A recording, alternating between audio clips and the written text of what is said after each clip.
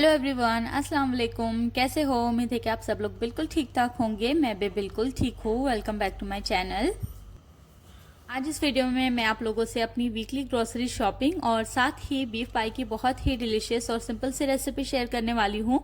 तो अगर आपको मेरी वीडियो अच्छी लगे तो प्लीज़ मेरे चैनल को लाइक करें, शेयर करें और नए हो चैनल पे तो सब्सक्राइब करना ना भूलें। अच्छा जी, अभी ये ना शाम का टाइम था और अभी ना मैं लिस्ट बना रही हूँ क्योंकि कल ना मुझे ग्रोसरी शॉपिंग के लिए जाना है। तो जितनी भी चीज़ें कैबिनेट में ख़त्म हुई थी ना वो सब मैं लिख रही हूँ।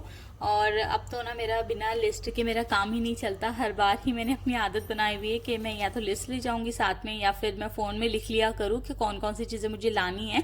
वरना ऐसे होता है कि कभी कभी कुछ कुछ छोटी छोटी जो चीज़ें होती है ना वो मैं भूल जाती हूँ।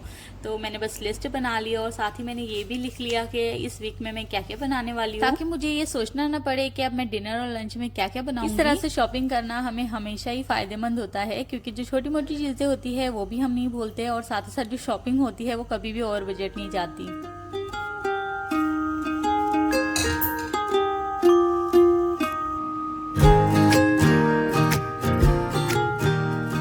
बस मैंने अपनी लिस्ट का काम ख़त्म किया और अभी मैं ना डिनर बनाने लगी थी।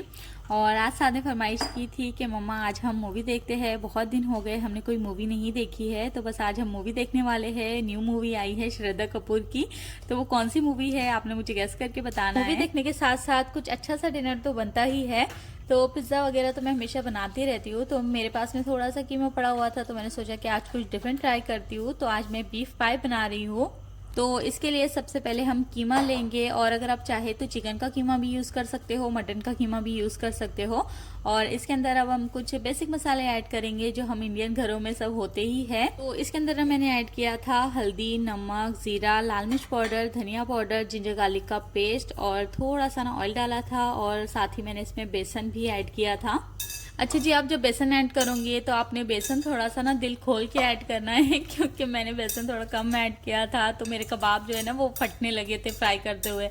तो फिर मैंने दोबारा से बेसन लिया, थोड़ा बेसन ऐड किया और जब फिर जाके ना फिर ये अच्छे से बनने लगे। ज़रा तो आपने कंजूसी नहीं करनी मेरी तरह और बेसन ना ज़रा अच्छे से डालना है ताकि ना इसके कबाब जो है ना वो टूटे नहीं। कीमे में सारे मसाले डालने के बाद इसे अच्छे से मिक्स कर देना है और इसे हम 10 से 15 मिनट के लिए छोड़ देंगे। तब तक के लिए हम आटा लगाएंगे और इस डो की रेसिपी मैं आप लोगों के साथ में पहले भी शेयर कर चुकी हूँ।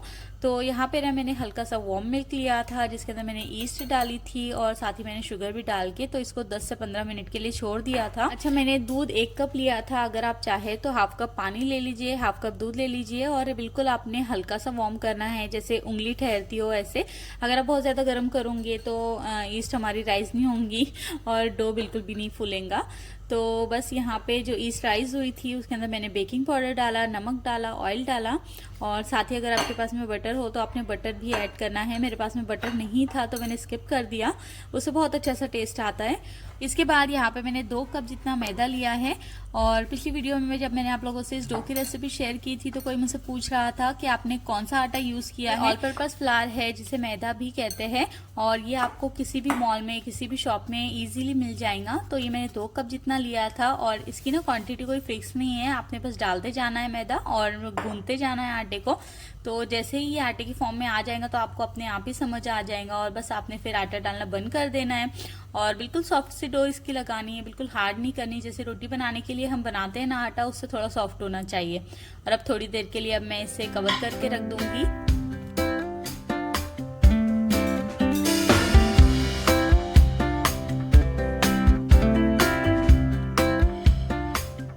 जब तक आटा हमारा राइस होता है तब तक मैं यहाँ पे ना जो मैंने कीमा बना के रखा है उसकी मैं छोटी छोटी टिक्कियाँ बना लूँगी जैसे हम कबाब बनाते हैं वैसे।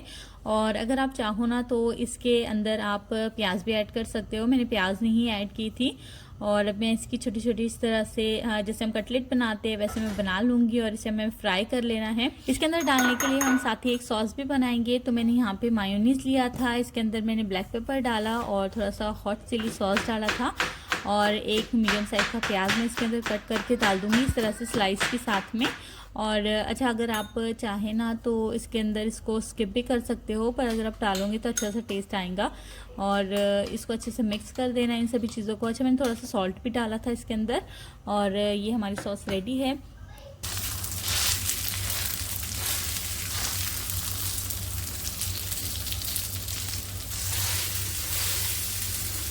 कि इस तरह से ना मेरी जो पहली बैच थी ना कबाब की, वो इस तरह से कुछ खुलने लगी थी। मतलब इतनी ख़राब भी नहीं हुई थी, पर ऐसा लग रहा था जैसे कि उनके अंदर दरारें पड़ गई है। तो बस मैंने थोड़ा सा और बेसन डाल दिया, तो इस तरह से फिर प्लेन हो गए थे। तो कोई बात नहीं, वैसे भी ये अंदर जाने वाले हैं तो कोई इतना खासा कोई फ़र्क नहीं पड़ेगा। और यहाँ पे बस जो डो थी ना मेरी बिल्कुल अच्छे से राइज हो गई है। इसे मैं हल्का सा ऑयल डाल के, तो इससे बिल्कुल इसकी जो हवा है हम निकाल देंगे, इसके अंदर जितनी भी एयर बनी है वो। और इसके अब मैं छोटे छोटे से बॉल्स बना लूँगी, क्योंकि हमें इससे बिल्कुल जैसे छोटी छोटी रोटियां बनाते हैं ना, वैसी मैंने बनानी है। तो बस मैंने थोड़ा सा ऊपर से सूखा आटा लगाया है, और ये प्लेन आटा है जो हम रोटी बनाने के लिए यूज़ करते हैं। और इस तरह से मैं इसके छोटे छोटे क्यूब्स कट कर दूंगी। इस रेसिपी को फॉलो करके ना आप बिल्कुल परफेक्ट डो बना सकते हो। पर अगर आपको ऐसे लगे कि आपका जो डो है वो राइज नहीं हो रहा है, तो आपने अपना जो ईस्ट है उसे चेक करना है कि बहुत ज़्यादा पुराना तो नहीं हो गया है, या फिर आपका जो बेकिंग पाउडर है वो एक्सपायर तो नहीं हो गया है। क्योंकि कभी कभी ऐसा होता है कि जो चीज़ें हमारे पास होती है ना वो एक्सपायर हो गई होती है, तो फिर जो आटा है ना वो नहीं बन रहा होता। क्योंकि ना मेरे साथ में ऐसा हुआ है, जब मैं और मेरे दीदी जो मेरी जेठानी है वो, तो हम लोगों ने नया नया केक सीखा था, बहुत सालों पहले की बात है। तो हम दोनों ने ना केक सीखा था, हम एक दीदी के पास जाते थे और वो हमें केक सिखाते थे। तो हमारी केक बना ही नहीं करती थी, और वो इतने आराम से इतने परफेक्ट केक बना लिया करते थे। तो हम एक दिन गए और हमने उन्हें बताया कि देखिए हमने इस तरह से केक बनाया है जैसे आपने रेसिपी बताई थी, पर हमारा तो केक बन ही नहीं रहा, वो तो फूल ही नहीं रहा है। तो उन्होंने फिर हमें बताया, हमारी सारी चीज़ें चेक की, और जब उन्हें पता चला कि हमारी जो बेकिंग पाउडर है ना वो एक्सपायर हो चुका था, इसीलिए हमारे केक बन ही नहीं रहे थे। तो बस आपने चेक करना है कि कोई बेकिंग पाउडर या फिर आपका जो ईस्ट है ना, वो दोनों ही चीज़ें जो है वो एक्सपायर ना हो। तो बस देखिए मैंने यहाँ पे ना इस तरह से छोटी छोटी सी रोटी बना ली थी, और एक मैंने नीचे रखी है, उसके ऊपर मैंने कबाब रखा था, उसके ऊपर मैंने जो सॉस बनाई थी वो डाली, और साथ ही मैंने एक इसके ऊपर ना चीज़ स्लाइस जो होती है ना वो रखी थी। और देखिए अब मैं इसे किस तरह से बंद कर रही हूँ। तो अचानक से ही ना मेरे दिमाग में ये आया कि मुझे ऐसा करना चाहिए। वैसे मैं कोई और ही शेप देना चाह रही थी, बट मुझे इस तरह से इजी लगा तो मैंने ऐसे बना लिए। तो आप कोई भी शेप दे सकते हो, और ये वाली शेप भी ट्राई करना, बहुत ईजी सी है। ये शेप को देख के पता है मुझे किसकी याद आती है, जब हम इंडिया में रहा करते थे ना, मेरी नानी के घर जाते थे, तो मेरी नानी इस तरह से ना एक सांजोरी कहते हैं वो बनाया करते थे, और उसमें खोबरा और जो खोबरे की खिस होती है वो सब कुछ डाल के और सारे ड्राई फ्रूट्स डाल के तो वो बनती थी। तो बहुत अच्छी लगती थी खाने में, और उसे फ्राई भी किया जाता था। तो बस मुझे उसकी याद आ गई इन्हें देख के।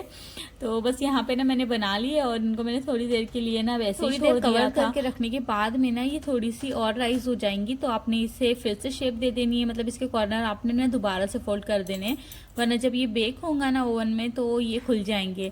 तो मैंने ऐसे ही किया, मुझे लग रहा था कि एक फुला नहीं है, तो मैंने एक को कोई इतनी खासी शेप दी नहीं, मैंने बस उसके कॉर्नर दबा दिए थे, पर वो बेक होने के बाद में खुल गया था। तो जब आप इन्हें थोड़ी देर के लिए छोड़ोगे तो आपने दोबारा से अच्छे से शेप देनी है, और इनके कॉर्नर बिल्कुल अच्छे से बंद करने हैं, वरना जब हम बेक करेंगे ना तो फिर ये खुल जाएंगे।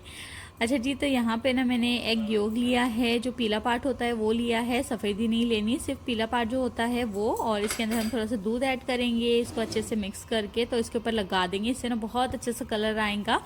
और लास्ट में ना इसके ऊपर मैंने जो कलौंजी होती है ना वो मैंने इसके ऊपर डाल दी थी। और आपने ध्यान रखना है कि आपने ओवन को पहले ही प्री हीट करना है, और उसके बाद में हम इसे लगा देंगे 10 से 15 मिनट के लिए ओवन में। जो ओवन है ना इसके अंदर कोई भी टेम्परेचर वगैरह नहीं दिया हुआ है, ना ही कोई टाइमिंग दी हुई है। बस इसके अंदर जो है ना मैं अंदाज़न से ही करती हूँ कोई भी बेकिंग। तो अगर मुझे कुछ भी चीज़ बेक करने लगानी हो ना, तो पहले मैं प्री हीट करती हूँ, तो बिल्कुल हाई फ्लेम पे कर लेती हूँ, और जैसे मैं कोई भी चीज़ में डालती हूँ तो फिर मैं बिल्कुल स्लो कर देती हूँ हीट को। और 10 से 15 मिनट के बाद में जब मुझे लगे कि अच्छे से बेक हो गया है जो भी मैंने इसमें लगाया है, तो फिर मैं नीचे का बर्नर बंद कर देती हूँ और ऊपर का बर्नर ऑन कर देती हूँ, ताकि जो भी मैंने रखा है उसके ऊपर अच्छा सा कलर आ जाए। मैं पोटैटो बाइट्स भी बना लूँगी, तो इसे बनाना बहुत ईजी है। बस मैंने पोटैटोज़ लिए थे, इसके ऊपर का हल्का हल्का सा जो छाल होती है वो मैंने निकाल दी, और इसको मैंने इस तरह से लंबा लंबा कट किया है, और उसके अंदर मैंने ऑरिगेनो डाला, ऑयल डाला, और हल्का सा मैंने नमक डाला था। अगर आप चाहें ना तो बच्चों को स्नैक्स वगैरह में भी बना के दे सकते हो, इससे बिल्कुल भी टाइम नहीं लगता, सिर्फ 10 मिनट में ही ये रेडी हो जाते हैं। तो अभी मैं इसे 10 मिनट के लिए एयर फ्रायर में लगा दूंगी 180 डिग्री पे।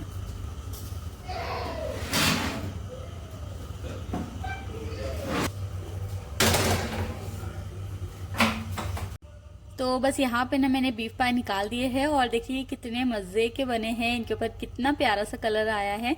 तो ये सच में खाने में भी बहुत मज़े के बने थे। जो हमने इनके अंदर कबाब की टिक्कियाँ लगाई थी ना, उससे इनका टेस्ट बहुत अच्छा आ रहा था। और मेरे हस्बैंड कह रहे थे कि कुछ यूनिक डिज़ाइन है, देखने में भी बहुत प्यारे लग रहे हैं। तो बस अब मैं डिश आउट कर लूँगी इन्हें। और पता नहीं मेरे बर्नर को क्या हुआ है कि ओवन में ना एक साइड पे हीट थोड़ी ज़्यादा ही लग रही है और एक साइड पे थोड़ी कम लग रही है, बीच में वो बिल्कुल हीट लगा ही नहीं रहा है। तो जो मेरे 2 बीफ पाए थे ना, उनके ऊपर हल्का हल्का डार्क कलर आ गया है, जले नहीं है। अच्छा मैंने निकाल दिया, वरना वो जल ही जाते हैं। तो बस यहाँ पे जो वेजेस है ना, वो भी मेरी रेडी हो गई है, इन्हें मैं निकाल लूँगी। और आपने ना ये विथ स्किन ही बनाना है, बगैर स्किन के भी आप बना सकते हो, पर अगर आप विथ स्किन बनाते हो ना ये वेजिटेबल को, तो अच्छा लगता है, खाने में भी टेस्टी लगते हैं और खाते टाइम ना आप इसकी स्किन को ईजिली रिमूव भी कर सकते हो।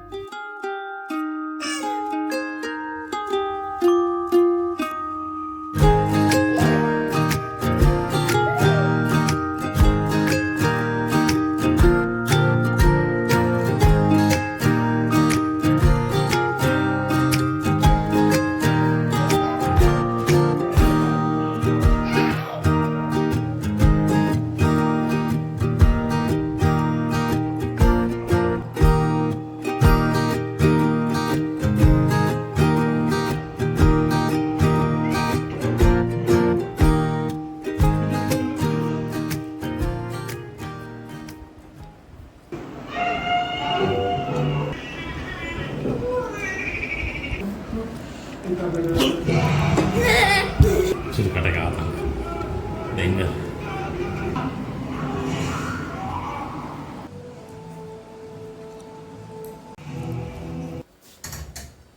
और बस अभी यहाँ पे मैं किचन में आई थी। छोले और राजमा ना मैंने भिगो के रखा हुआ था, तो इसे ना अभी मैं बॉईल करके रख दूंगी, क्योंकि अभी हमें थोड़ा टाइम लगेगा ही। वैसे भी मूवी देखेंगे तो तब तक ये बॉईल हो जाएंगे। तो यहाँ पे ना मैंने सिर्फ पानी लिया है और इसके अंदर मैं थोड़ा सा नमक ऐड करती हूँ और इनको ना मैं बॉईल करके तो फ्रीज कर दूंगी।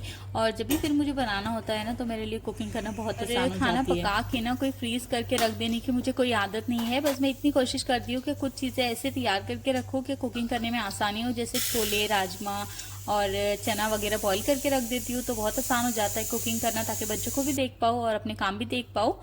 तो बस यहाँ पे ना मैं इडली का बैटर बना रही थी और किसी ने मुझे कहा था कि बताइएगा कि आप डोसा और इडली का बैटर किस तरह से बनाते हैं। तो लुलू का ना जो इडली राइस मिलता है वो मैं यूज़ करती हूँ। और 3 कप मैंने चावल लिए थे और 1 कप जितना मैंने उड़द दाल ली थी। और इसको ना अब मैं फुल नाइट के लिए भिगो के रख दूंगी। चने बस गैस पे चढ़ा के ना तो मैं चली गई थी। और जैसे फिर हमें फटने की आवाज़ आई ना, तो हम तुरंत भागते हुए आए किचन में कि क्या हो गया है। तो मैंने देखा कि ये जो मेरा कुकर है ना, इसने कूद के अपनी जान देने की कोशिश की है। इसका हैंडल टूट गया है, ये गिर गया था नीचे और ज़मीन पे ही घूम रहा था। आई थिंक मैंने इसको बहुत दिनों से यूज़ नहीं किया है ना, तो शायद ये ख़राब हो गया है। और देखिए सारा पानी भी निकल गया, सारा पानी फ्लोर पे ही गिर गया था। मुझे सारा फ्लोर भी क्लीन करना पड़ेगा। गैस भी मेरा ख़राब हो गया और बड़ा हादसा होते होते बचा हमारे साथ। मेरे हस्बैंड कहते हैं कि अच्छा हुआ गज़ल के किचन में कोई नहीं था, तुम भी नहीं थी, महविश भी नहीं थी, वरना आज तो बड़ी गड़बड़ हो जाती। तो बस कोई मुश्किल तो नहीं हुई, कोई हादसा तो नहीं हुआ, पर यह है कि मेरा काम बहुत सारा बढ़ गया। फिर बस मैंने किचन साफ़ किया, फ्लोर साफ़ किया और उसके बाद में चली गई थी सोने के लिए।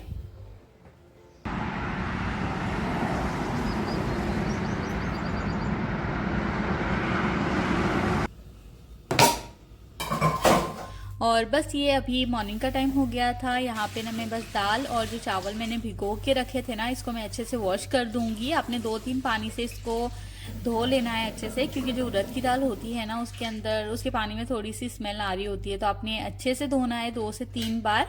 और उसके बाद में फिर हम इसे ग्राइंड करेंगे। इडली और डोसे का बैटर मैं सेम ही बनाती हूँ, बस इसकी कंसिस्टेंसी में थोड़ी सी डिफरेंट रखती हूँ। इडली बनाना है तो 2 ही कप पानी डालूंगी और डोसा बनाना है तो 3 कप।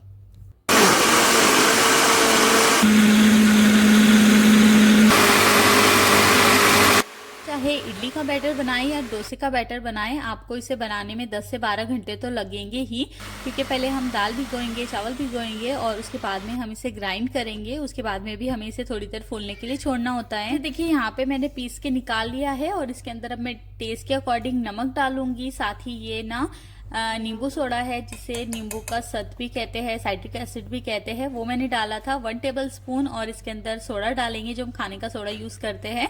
और इसके बाद में इन सभी चीज़ों को अच्छे से मिक्स कर देंगे और इस बैटर को ना मैं 5 से 7 घंटे के लिए ढक के छोड़ दूंगी। आज मुझे आप लोगों से शेयर करनी थी रेसिपी, इसीलिए ना मैंने इसको दिन में बना के रखा है, वरना मैं कोशिश करती हूँ कि मैं शाम के टाइम पे ही इसका बैटर बना के रखूँ ताकि फुल नाइट में ये अच्छे से फूल भी जाता है और सुबह के टाइम पे फिर इससे नाश्ता भी हो जाता है और मोहम्मद साहब का मुझे टिफ़िन देना होता है, उसके लिए भी मैं यूज़ कर लेती हूँ। अच्छा जी, बस अब मैंने चाय बनने के लिए रखी है और यहाँ पे ना बस अब मैं अपना थोड़ा सा फ्रिज साफ़ कर लूँगी क्योंकि मुझे जाना है ग्रॉसरी करने के लिए और ग्रॉसरी आ जाने के बाद में तो इतना सारा काम होता है और सारी चीज़ें बाहर निकालना और फिर दोबारा से रखना बहुत टाइम टेकिंग काम होता है। तो मैं कोशिश करती हूँ कि ग्रॉसरी जाने से पहले ही मैं इसे अच्छे से क्लीन कर दूँ ताकि फिर आने के बाद में सिर्फ मुझे ग्रॉसरी सेट करने का ही काम हो।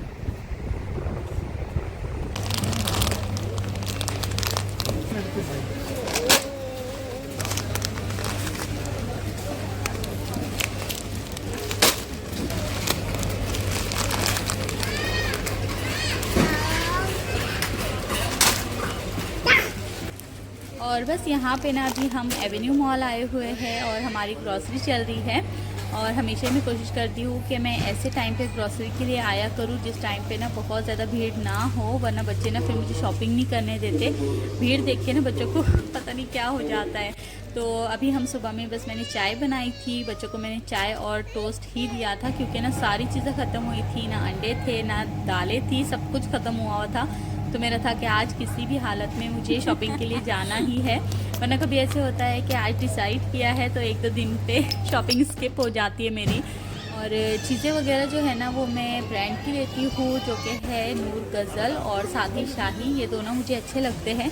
इनकी चीज़ें भी अच्छी होती है, इसमें मसाले भी है और बाकी बहुत सारी चीज़ें हैं, तो मैं ज़्यादातर यही लेती हूँ, मुझे अच्छा लगता है। जब से मैं आई हूँ ना तो मैं यही 2 ब्रांड की चीज़ें ले रही हूँ। और जब भी हम मॉल में आते हैं ना शॉपिंग के लिए तो हमें बहुत ज़्यादा देर लगती है क्योंकि यहाँ पे ऐसा है ना कि एक चीज़ यहाँ पे रखी होती है तो दूसरी चीज़ दूर कहीं रखी होती है, तो हमारी अच्छी खासी वॉक भी हो जाती है। हमारा हमेशा यही होता है कि डिनर के बाद हम आते हैं, हम कोशिश करते हैं कि खाना वगैरह हो जाए तो उसके बाद आए ताकि हमारी वॉक वगैरह भी हो जाए और साथ ही हमारी शॉपिंग भी हो जाए। और मुझे तो बड़ी आदत है कि मैं जब भी चीज़ें देखती हूँ ना तो मैं चीज़ें एक्सप्लोर करने लगती हूँ, मैं ढूंढने लगती हूँ कुछ नया सा।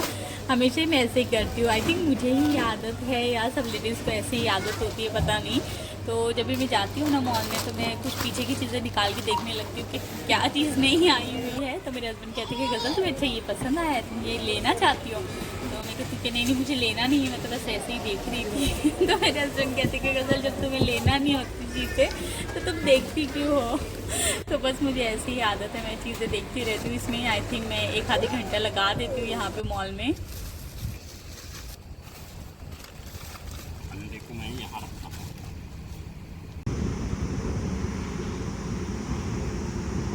ग्रॉसरी करने के बाद में बस हम घर पे वापस आ गए थे और अब ना मेरी वीडियो काफ़ी ज़्यादा लंबी हो गई है तो बस मैं अपनी वीडियो को यहाँ पे एंड करूँगी। और ये देखिए मैं बस आप लोगों को बता रही थी कि इडली का बैटर कितने अच्छे से फूल गया है क्योंकि ओमान में इतनी ज़्यादा गर्मी है ना, तो ये 4 से 5 घंटे में बहुत अच्छे से फूल जाता है। तो बस इससे अब शायद मैं लंच में ही इडली बना लूँगी। बस मैं यहाँ पे अपनी वीडियो को एंड करती हूँ। थैंक यू सो मच आपका मेरी वीडियो को एंड तक देखने के लिए और हम नेक्स्ट वीडियो में मिलते हैं, तब तक के लिए अल्लाह हाफ़िज़।